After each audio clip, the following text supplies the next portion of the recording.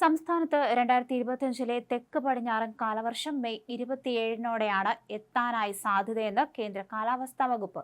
ഇതിന് 4 ദിവസം മുന്നോട്ടോ പിന്നോട്ടോ മാറ്റം വരാമെന്നും വകുപ്പിന്റെ വിശദീകരണം.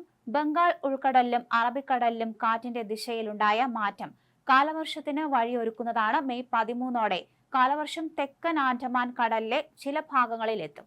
തുടർന്നുള്ള ദിവസങ്ങളിൽ അറബിക്കടലിന്റെ തെക്കൻ ഭാഗങ്ങളിലും ആൻഡമാൻ നിക്കോബാർ ദ്വീപുകളിലും വ്യാപിക്കുമെന്ന് പ്രതീക്ഷ. നിലവിൽ കേരളത്തിലടക്കം മലയോര മേഖലകളിൽ വീണ്ടും ഇടിമിന്നലോട് കൂടിയ വേനൽ മഴയ്ക്ക് സാധ്യതയുണ്ട്.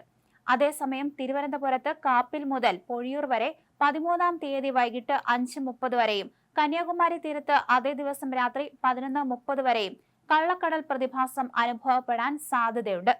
തിരമാലകൾ 0.4 മുതൽ 0.9 മീറ്റർ വരെ ഉയരാൻ സാധ്യതയുണ്ട്.